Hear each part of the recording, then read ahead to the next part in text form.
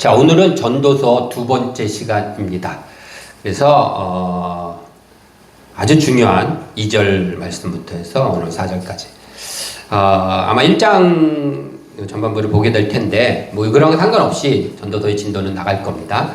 자, 오늘 특별히 우리가 주목해야 될 게 1장 2절 말씀입니다. 1장 2절 말씀은 12장에도 나오죠. 전도서의 핵심 구절이라고 할 수 있어요. 우리 많이 들어보기도 했고, 그렇죠? 그래서 이 의미를 이제 먼저 잘 우리가 이해하는 것이 전도서 전체의 의미를 이해하는, 접근하는 데도 도움이 된다. 그래서 그것에 대해서 우리 중점적으로 살펴보려고 합니다. 2절 말씀 다시 한번 같이 읽어볼까요? 시작. 전도자가 이르되 헛되고 헛되며 헛되고 헛되니 모든 것이 헛되도다. 헛되다라는 말이 5번이나 쓰여 있습니다. 헛되다라는 말이 전도서 전체에 29번이 나와요. 전도서가 1장부터 12장까지 있는데 거기서 29번이나 나옵니다. 그래서 굉장히 많이 나와요. 요 한 절에 8단어가 쓰여있는데 그 중에 5단어가 헛되다라는 말입니다. 많이 쓰인 게 중요한 게 아니라 여기서 중요한 건 누가 지금 이 얘기를 하고 있대요? 전도자. 우리가 지금 전도자에 대해서 지난 시간에 배웠어요. 그렇죠? 뭐라고 했어요? 코헬렛이라고 그랬어요. 지금 이 얘기는 코헬렛이 하고 있다 이렇게 얘기하고 있어요. 이게 중요해요. 무슨 말이냐면 코헬렛을 우리 지난 시간에 떠올려 보세요. 어떤 사람, 어떤 일을 하는 역할이 있다고 그랬어요? 코헬렛은 어떤 것에 대해서 연구하고 공부하고 철학하고 자료를 수집해서 모으고 기록도 하고, 그러니까 학자, 철학자 뭐 이런 사람이에요. 코헬렛은. 그런 사람이 말하는 거예요. 헛되고 헛된 이렇게. 그러니까 이건 그냥 왕으로서 막 부자로서 이건 내가 다 해봤는데 별거 없어. 이런 차원의 얘기가 아니라는 얘기를 하고 있는 거예요. 연구해보고 그 속에서 어떠한 지혜와 의미들을 막 찾고 고민하고 수많은 시간 동안에 애쓴 다음에 나온 결론이란 얘기예요. 그러니까 차원이 다른 거죠, 지금. 자, 그럼 여기 쓰인 그 헛되고라는 말, 이게 지금 오늘 처음 나온 헤벨이라는 단어예요. 헤벨. 지난 시간에 우리가 코헬렛이라는 단어 배웠어요. 전도서 하면 이 정도는 알아야 된다. 두 번째, 그거보다 더 진짜 알아야 되는 단어가 바로 헤벨이라는 단어예요. 29번 나온다니까요. 헤벨, 헛되고 이런 단어예요. 자, 이 단어의 의미가 3가지 의미로 전도서 안에서 사용하고 있습니다. 그걸 먼저 살펴봅니다. 3가지 의미로 사용하고 있는데 첫 번째는 헤벨이라는 단어의 의미예요. 첫 번째는 이런 의미, 잠시 있다 사라지는 것이다 라는 뜻이에요. 여기서 중요한 포인트는 어디냐면요, 사라진다, 없어진다, 쓸모없다가 아니라, 그쪽이 아니라 잠시 있다, 여기에요. 중요한 거는 헤벨의 첫 번째 의미, 잠시 있는 것이다. 여기에 이제 포인트가 있어요. 창세기 4장에 보면 가인과 아벨 이야기 나오죠. 그때도 제가 얘기했는데 여기서 아벨이란 말이 바로 헤벨이라는 단어랑 같아요. 그 아벨은 아카드인가 그럴 거예요. 그래서 아벨, 헤벨 비슷하죠? 비슷하다 해주세요. 그냥 아벨, 헤벨 이게 비슷한 거라고 해요. 어쨌든 같은 단어예요. 그래서 잠시 있다 우리가 아벨을 보면 잠깐 나왔는데 금방 사라졌잖아요. 그렇다고 아벨의 인생이 쓸모없습니까? 의미가 없어요? 아니잖아요. 굉장히 의미 있고 굉장히 가치가 있었어요. 아벨은. 그러나 잠시 있다 사라졌을 뿐이죠. 여기에 포인트가 있다는 거예요. 헤벨의 첫 번째 의미입니다. 자, 요렇게 의미를 담고서 우리가 전도서를 보면 조금 다르게 다가와요. 전도서 9장을 한번 펴보세요. 전도서 9장을 피시면 지난 시간에 우리가 읽었던 건데 그것을 다시 한번 봅니다. 9장 9절을 보시면 9장 9절 한번 읽어볼게요. 전도서 9장 9절 다 찾으셨나요? 예, 읽어봅시다. 시작. 내 헛된 평생의 모든 날 곧 하나님이 해 아래서 내게 주신 모든 헛된 날에 내가 사랑하는 아내와 함께 즐겁게 살지어다. 그것이 내가 평생에 해 아래서 수고하고 얻은 내 몫이니라. 내 아내와 사랑하는 아내와 즐겁게 살아라 이렇게 얘기했는데 그럼에도 불구하고 이 본문을 읽다 보면 뭔가 좀 부정적인 느낌이 들죠.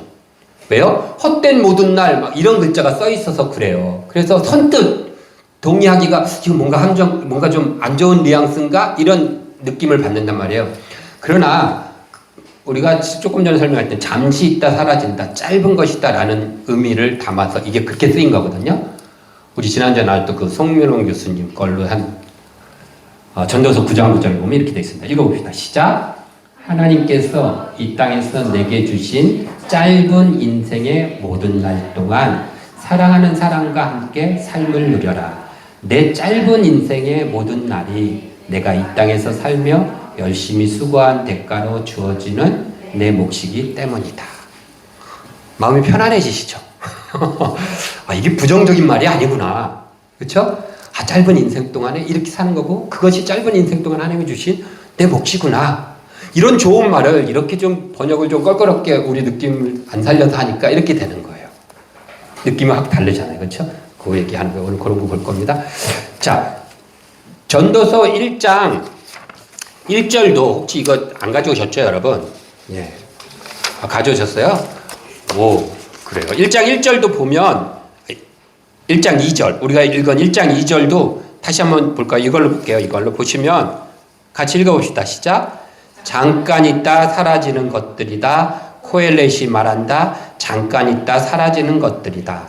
모든 것은 잠깐 있다 사라진다. 예. 느낌이 다르지 않나요? 헛되고 헛되니 헛되고 완전히 다른 느낌으로 다가오죠. 그래서 전도서를 이런 이야기를 하고 있는 겁니다. 첫 번째 의미예요. 헤벨의. 자, 두 번째 의미는 우리가 지금까지 일반적으로 생각했던 쓸모없다, 헛수고다, 그렇죠? 의미가 없다 이런 의미로도 쓰여요. 이 헤벨이 전도서 안에서 대표적인 구절이 어디냐면 1장 15절 보시면 전도서 1장 15절 전도서 1장 15절 보면 그 바로 14절에 모두가 다 헛되고 바람을 잡으려는 것이도다 헛되다라는 말을 쓰면서 그 의미를 15절에 보니까 뭐래요? 구부러진 것을 곧게 할 수도 없고 모자란 것을 셀 수도 없다. 아무 쓸모가 없다는 거예요. 구부러진 것을 똑바로 다는데도 쓸모가 없고 모자란 것을 세게 하는데도 쓸모가 없어. 그런 의미로 헛되다라는 헤벨이 사용한다라는 거예요. 또 더 나가서 어떤 데 쓰냐면 2장 15절 한 장 더 볼게요. 2장 15절에 보니까 오늘은 이게 확인하기 위해서 여러 전도서를 좀 찾을 겁니다. 그럼 쫓아오세요. 2장 15절 찾으셨나요?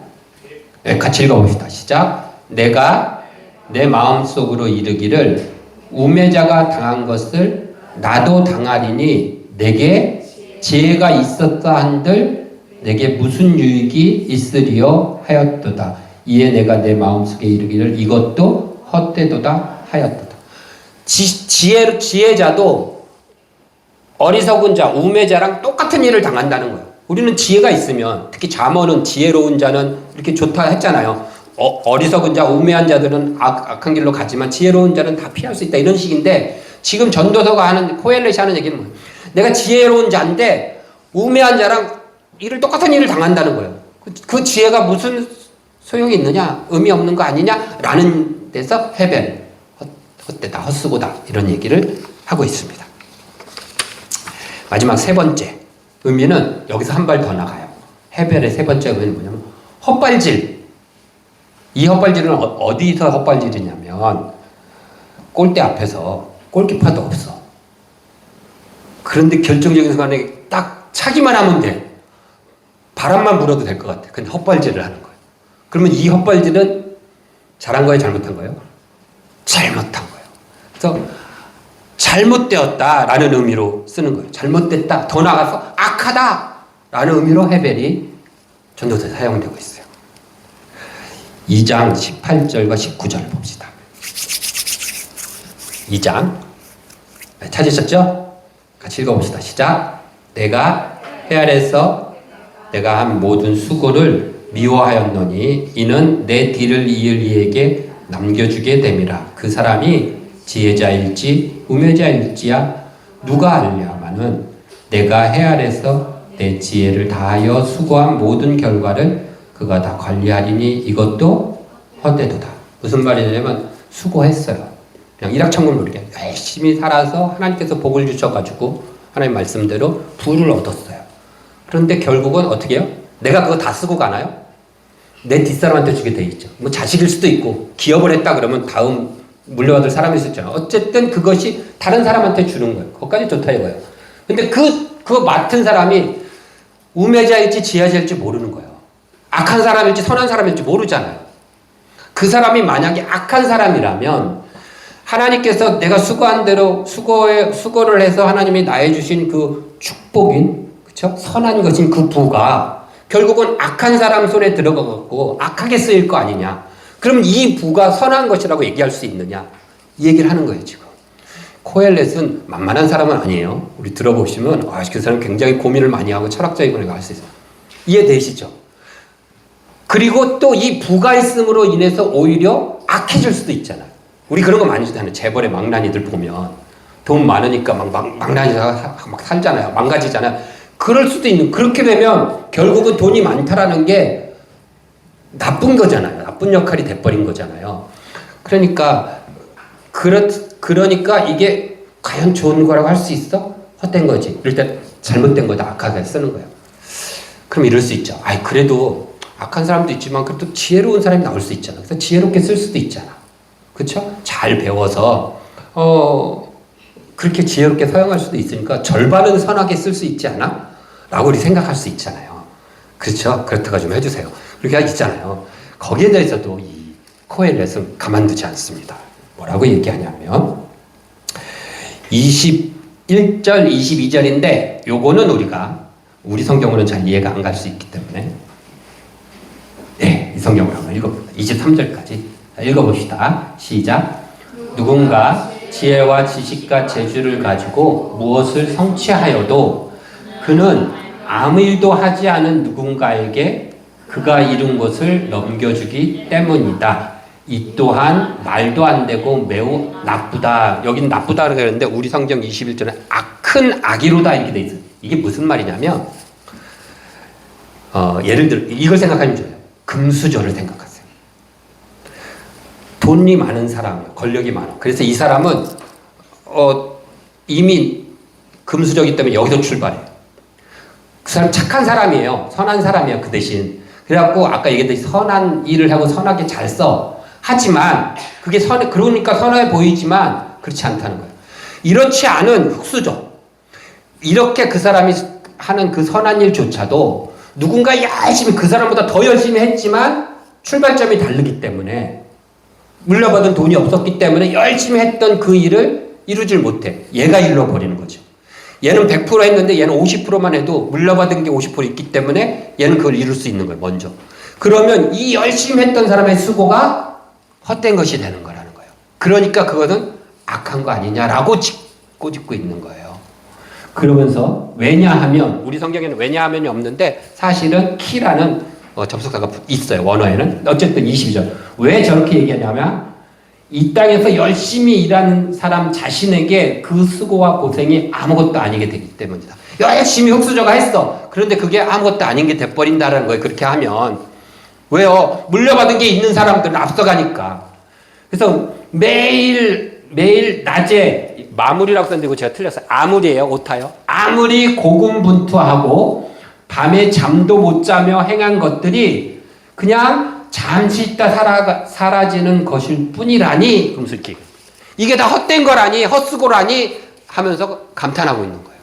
내가 이렇게 매일 잠도 못 자가면서 열심히 한 것들도 전부 다 헛것이 된다니 허무하잖아요. 왜 그런 경우 많이 있잖아요. 그쵸? 뉴스에도 나오고 열심히 한번 열심히 한 것쳐도 다 그냥 가진 애들이 탁 해버리는 거죠. 그거는 악이잖아요. 라고 저 코엘렛이 얘기하고 있어요. 놀라운 일이에요. 왜냐하면 이게 몇천 년 전 얘기예요. 그 당시 시대는 사실은 금수저가 당연한 거예요. 권력이 있고 돈이 많은 사람들은 그만큼 특권을 누리는 것을 당연하게 생각했던 시대예요. 없는 자들은 당연히 못 쫓아가는 게 당연한 시대라고요. 노예제도까지 있었으니까. 그런데 그 시대에 지금 코엘렛은 그것은 잘못됐다라고 얘기하고 있어요. 성경은 그 얘기를 하고 있어요. 전도서. 놀라운 지혜의 책인 거예요. 오늘날 당연히 잘못됐죠. 그렇죠? 오늘날은 얘기하잖아요. 흙수저, 금수저 이런 것도 잘못됐다 얘기하잖아요. 누구는 똑같이 했는데 누구는 태어날 때부터 잘 태어나가지고 누구는 더 많이 받고 더 많이 갖고서 앞서 출발하잖아요. 누구는 아무리 열심히 해도 못 쫓아가잖아요. 잘못됐다라는 얘기를 몇천 년 전 코엘렛은 이미 성경에서 정확하게 쓰고 있어요. 그래서 헤벨의 세 번째 의미는 악하다라는 의미로 쓰여지고 있습니다. 일단 요 세 가지인데 여기만 일단 먼저 정리하고 갈게요. 자, 우리 이 땅에서 일어나는 일이 이렇게 헤벨이라는 관점에서 보면 잠시 있다 사라지기도 하고 쓸모없는 일이 되기도 하고 악한 일이 되기도 해요. 의도치 않게. 그렇죠? 누가 이렇게 악하려고 했어요? 그 열심히 수고해서 처음 벌었던 사람은 이 하나님으로 받은 이 복이 다음 때에 갖고 이렇게 악하게 쓰여질지는 전혀 예상 못했던 거잖아요. 그렇죠? 우리도 마찬가지예요. 우리가 어떤 일을 할 때 그 일이 열심히 했는데 수고했는데 쓸모없는 일이 돼버렸어요. 두 번째 헤벨의 의미죠. 아무 의미도 없고 헛수고한 것처럼 느껴질 때 있어요. 그러나 그게 내 잘못이 아니라는 거예요. 내가 부족하고 내가 잘못 판단해서가 아니라 세상은 그렇다는 거예요. 세상의 일들이 그런 일이 일어날 수 있다라는 거죠. 반대로 내가 어떤 걸 했는데 정말로 그것이 오히려 막 나쁘게 돼버린 거예요. 그래도 자책하지 말라는 얘기예요. 그것을 그럴 수 있는 거야. 네가 실수하거나 네가 하나님한테 뭐 잘못해서 죄를 져서가 아니다라는 얘기를 지금 코엘렛은 명확하게 처음부터 시작하면서 얘기하고 있는 거예요. 자, 그런데 이 세 개 중에 가장 많이 쓰이는 게 첫 번째 거, 잠시 있다 사라지는 것이다. 이 의미로 가장 많이 쓰여요. 자, 그런데 그것을 좀 의미하기 위해서 한 발 더 나갑니다. 그러기 위해서 우리가 꼭 살펴봐야 될 단어가 있는데 그게 바로 아까 우리 제목에 나오는 두 번째 올람이라는 단어예요. 올람이라는 단어는 무슨 뜻이냐면요, 영원 이런 뜻이에요. 영원하다 할 때 영원. 그게 올람. 반대말이죠. 그렇죠? 헤벨은 잠시, 올람은 영원. 반대 의미. 근데 이 단어를 중요한 것은 그 단어를 코엘렛은 전도서에서 어떤 의도로 사용하는가를 깨달아 아는 게 중요해요. 4절에 보시면 우리 오늘 뭐예요? 한 세대는 가고 한 세대는 오되 땅은 뭐래요? 영원히 있도다. 이게 올람이에요. 여기다 딱 사용해놨어. 자, 근데 올람이라는 단어를 좀 우리가 이해할 필요가 있어요. 우리가 영원 그러면 우리 생각은 어떤 거가 떠올라지냐면 영원 하면은 뭐예요? 영원한 생명, 영원한 나라, 영원한 세계 이렇게 떠올라 가잖아요. 그 영원한 생명, 영원한 나라, 영원한 뭐 세상 이런 것들은 어디 있어요? 이 땅에 있어요? 아니면 내세에 있죠? 그쵸? 현실이 아니라 내세를 떠올린단 말이에요. 그런데 전도서는 내세에 관심이 없어요. 1도 없어요. 현실에만 관심이 있어. 자, 전도서 볼게요. 우리가 어딜 보시냐면 3장 21절을 보세요. 전도서 3장 21절 20절부터 볼게요. 전도서 3장 20절 하셨죠? 자, 읽겠습니다. 시작. 다 흙으로 말미암았으므로 이 위에는 뭐냐면 뭐 짐승이나 사람이나 다 흙으로 말미암았다는 거예요. 사람이 짐승보다 더 뛰어난 것도 없고 막 이런 얘기 하는 거예요. 그러다가 다 흙으로 말미암았으므로 다 흙으로 돌아가나니 다 한 곳으로 가거니와 21절 인생들의 혼은 위로 올라가고 짐승의 혼은 아래 곧 땅으로 내려가는 줄을 누가 알랴? 아무도 몰라. 사람은 하늘로 올라가고 뭐 짐승들은 땅으로 가는 거 그거 누가 알아? 그런 거 모르는 거야. 그거는 이렇게 지금 전도. 그러니까 뭐예요? 내세에 대한 거에서는 관심이 없어. 얘기를 안 해요. 그래서 전도서에 헤벨과 함께 가장 많이 쓰인 단어가 뭐냐면 해 아래. 해 아래 새 것이 없다. 해 아래라는 단어는 전도서에만 쓰였어요. 그런 표현은. 근데 그게 27번이나 쓰였어요. 그러니까 해 아래 이야기하고 있는 거예요. 전도서의 관점은. 자, 그걸 알아야 돼요. 자, 또 하나 볼게요. 3장 11절에 보시면 우리가 들어봤을 유명한 말이 하나 나와요. 지난번에도 뭐 읽긴 했는데 3장 11절을 보면 제가 읽을게요. 하나님이 모든 것을 지으시되 때를 따라 아름답게 하셨고 또 사람에게 영혼을 사모하는 마음을 주셨으니 이렇게 돼 있어요. 그렇죠? 우리한테 영혼을 사랑하는 마음을 주셨다 그래요. 예전에 어떤 부흥 강사님이 저 청년 때 오셔가지고 전도해야 된다고 막 이렇게 목소리를 높이면서 전도서에 보면 영혼을 사랑하는 마음을 주셨다. 여기서 영혼이 아니라 영원이 아니라 영혼. 한 영혼을 사랑해야 됩니다. 전도서에 보면 영혼을 사랑하는 마음을 주셨다. 영혼이 아니라 영원이에요. 영원을 사랑하는 마음을 주셨대요. 그런데 그 다음 이어서 봅시다. 그러나 하나님이 하시는 일의 시종을 처음과 끝을 사람으로 측량할 수 없게 하셨도다. 주셨는데 사람은 처음과 끝 알 수가 없다라는 거예요. 그러니까 사람이 그런 거 죽은 이웃에게 뭐 이런 거 알 수도 없어요. 그러니까 거기 신경 안 쓰고 내가 지금부터 하는 얘기는 해 아래에 써 있는 것들을 나는 이야기를 하겠다라는 거예요. 이렇게 하면 우리가 지금 갖고 있는 기본적으로 기독교에는 중요한 게 뭐예요? 구원, 영생 이런 것들 있잖아요. 이게 기독교 세계관과 전도서는 부딪히는가? 그렇지 않아요. 거기에 대한 얘기는 다음 시간에. 이렇게 궁금증을 하나 또 떡밥을 뿌리면서 보겠습니다. 자, 오늘은 이제 집중해서 전도서 1장을 갑니다. 자, 그렇게 영원히 그러면 이 땅 안에서 현실에서 내 세가 아니라 현세에서 영원이 뭐야? 라고 했을 때 4절에 한 세대는 가고 한 세대는 오되 뭐가 영원하대요? 땅이라는 거예요. 전도서가 말하는 영원한 것들이 뭐냐? 첫 번째 땅. 그리고 5절, 6절, 7절, 8절에서 뭘 얘기해요? 해. 해는 뜨고 또 해는 졌던 것으로 가고 그 다음에 6절에 바람. 남에서 불었다가 북으로 돌아가고 또 불고 그 다음에 7절에 강물, 바다 이런 것들이 계속해서 흐르는 거예요. 그런 것들이 영원한 것이다라고 지금 코엘렛은 헤벨 앞에다 그걸 딱 갖다가 배치를 하고 있어요. 그러면서 8절에 뭐라 그러냐면 이것들이 계속해서 돌아다니면서 아 피곤해 이런 얘기 안 한다는 거예요. 해가 어느 날 아 피곤해 내일은 피곤해서 못 뜨겠어 이렇게 안 한다는 얘기예요. 왜 안 해? 왜 안 하냐면 하나님께서 그렇게 하도록 하나님의 솜씨가 만들어 놓은 거예요. 자, 여기서 우리가 이해해야 될 히브리인들의 사고가 있어요. 문화가 있어요. 그건 뭐냐면 우리는 영원하다. 그러면 우리의 생각은 어디로 가요? 과거로 가요? 미래로 가요? 보통 미래로 가죠. 우리 영원하다. 그러면 이 단어를 갖고 미래로 쫙 가요. 히브리인들은 반대예요. 영원하다 그러면 과거로 가요. 그래서 과거 어디까지 가냐면 창조까지 가요. 그래서 그들이 생각하는 영혼은 과거예요. 우리가 이제 갖고 있는 성경에 보면 신명기 32장 7절에 보면 그래서 옛날을 기억하라 이런 단어 있어요. 여기서 옛날이 바로 올람이에요. 같은 단어예요. 이사야 46장 9절에 너희는 옛적 일을 기억하라. 여기서 옛적이란 말도 올람이에요. 영원이에요. 그러니까 히브리인들은 올람 그러면 영원 그러면 미래로 안 가고 과거로 가 창조로 가요. 그래서 창조 때부터 지금까지 계속 있는 것. 이 영원히 있는 거예요. 이게. 그렇죠? 그래서 창조 때부터 지금까지 하나님의 그 창조의 원리, 하나님의 호크마, 하나님의 솜씨로 해는 뜨고 지고 강물은 이렇게 하고 바람은 불고 오고 이렇게 만들어 놓은 그 하나님의 지혜 이것이 영원한 거예요. 이 땅에서. 전도서에서 그걸 얘기한다는 얘기예요. 자, 그래서 구체적으로는 산, 해, 땅 이런 것들이에요. 창조 때부터 지금까지 변하지 않고 계속 해는 뜨고 지고 그 원리가 계속 돌아가고 있는 거죠. 그것을 영원한 거예요. 그런 중요한 것은 그것을 지금 헤벨 앞에 헤벨을 5번이나 쫙 외친 다음에 그 헤벨 앞에 이 올람 영원한 이런 것들을 쫙 지금 바라볼 수 있게 펼쳐놨다라는 게 중요해요. 왜? 이게 이제 결론으로 가는 거예요. 제가 우리 아이들이 있으니까 동화를 하나 얘기해 드리겠습니다. 다효라, 동화라기보다는 우화예요, 우화. 이솝우화 아세요? 이솝우화?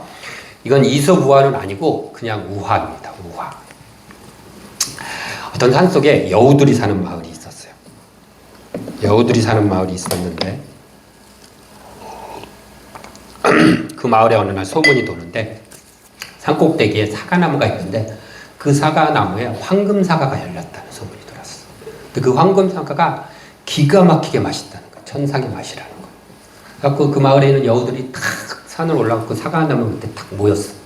딱 쳐다봤더니 꼭대기에 정말 황금사과가 주렁주렁 열려있어. 너무 맛있어 보여. 그래가지고 이제 여우들이 막 올라가기 시작합니다. 땀 비실비실 내면서 올라가고 내가 먼저 갈 거야. 내가 먼저 가면서 막 올라갔어요. 사과 위로. 첫 번째 여우가 탁 당돌했어. 황금사과를 딱 따가지고 한 입 팍 깨물었어요. 맛있었을까요? 없었을까요? 세상 맛이 없는 거야. 쓰고 시고 짜고 막 온갖 맛 떨고 막 사과가. 그래갖고 막 크게 깨물는데 너무 맛이 없어. 근데 그때 두 번째로 올라오는 여우가 맛있어! 그럼 물어보는 거예요. 뭐라고 대답했을까요? 다 쳐다보면서 엄청 맛있어! 그리고 딱 내려갔어요. 두 번째 여우가 올라왔어요. 그래가지고 얼마나 기대가 돼요, 그쵸? 탁 따서 칵 깨물었어요. 맛있었을까요? 맛없을까요? 맛이 없어요, 세상에. 똥맛이야. 근데 또 밑에서 맛있어! 그럼 물어봐요. 뭐라고 대답했을까요? 일단 1번으로 내려간 여우를 한번 째려보고 그러고 난 다음에 맛있어! 그러고 내려갔어요. 세 번째도 올라갔어요. 맛있어! 네 번째 맛있어! 응원해놨어요. 근데 이제 코엘렛 여우가 딱 올라왔어요. 얘는 진실을 밝히는 애잖아요. 탁 먹었는데 맛이 없어. 뭐라고 해야 될까요? 뭐라고 했을 것 같아요?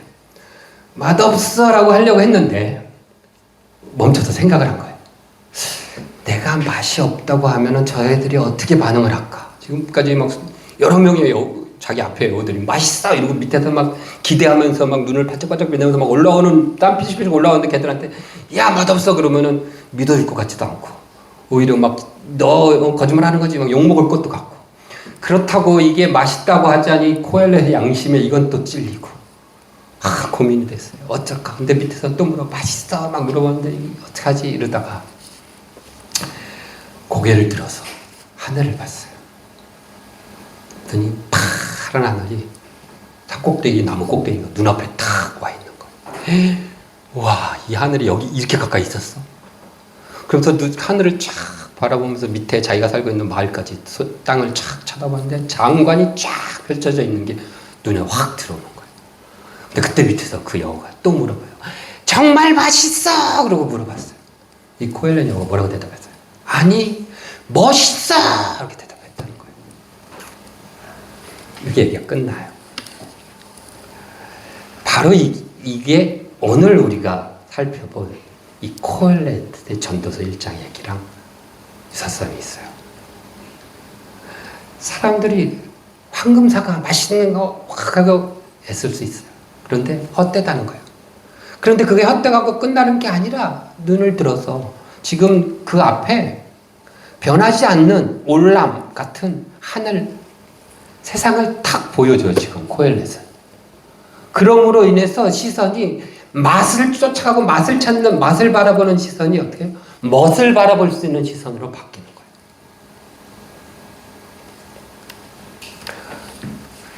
우리가 읽은 우리가 갖고 있는 여러분들께 나눠줬던 요걸에 보면 요 영원이란 단어를 4절에 뭐라고 한 세대는 가고 다른 세대가 와도 이 세상은 어떻게 해요? 변함없이 그대로 서 있다. 그래서 변함없다라는 단어로 표현했어요. 그래서 무슨 말이냐면 변함없는 것과 변하는 것을 지금 코엘렛은 같이 놔두고 바라보도록 요구하고 있어요. 이게 인생을 멋있게 사는 첫 번째 지혜예요. 전도서가 우리에게 말하고 있는.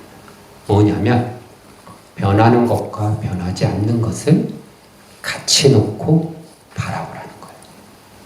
세상에는 이 세상이에요. 변하는 게 있고 변하지 않는 게 있어요. 올람이 있고 헤벨이 있다는 거예요. 우리 삶에도 그렇죠. 그렇죠? 부모와 자식 간의 관계 변해요? 안 변해요? 안 변해요. 싸울 수는 있겠죠.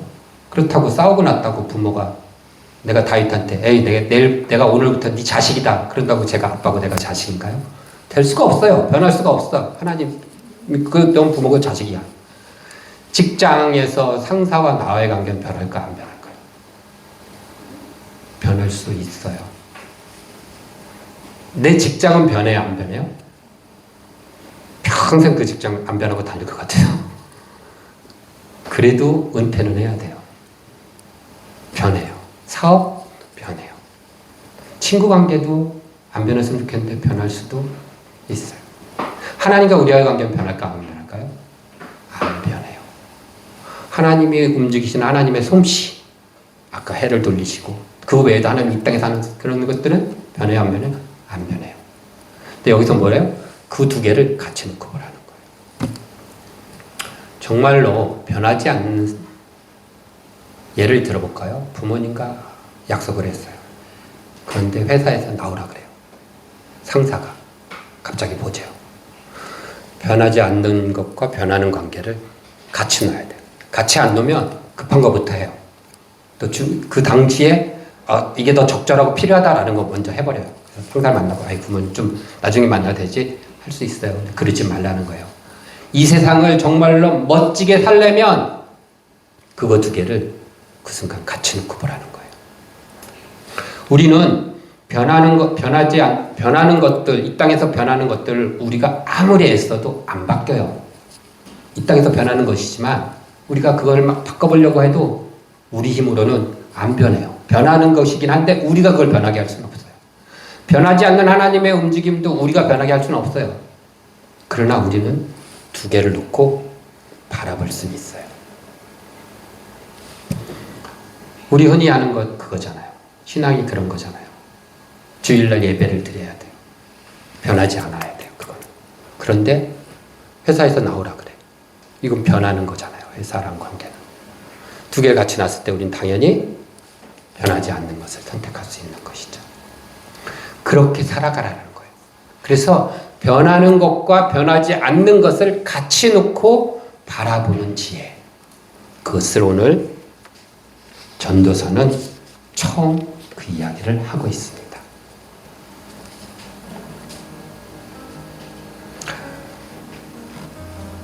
이것이 오늘 전도서 두 번째 이야기입니다. 우리가 살아가면서 참 잠시 있다 사라지는 인생인 것 같습니다.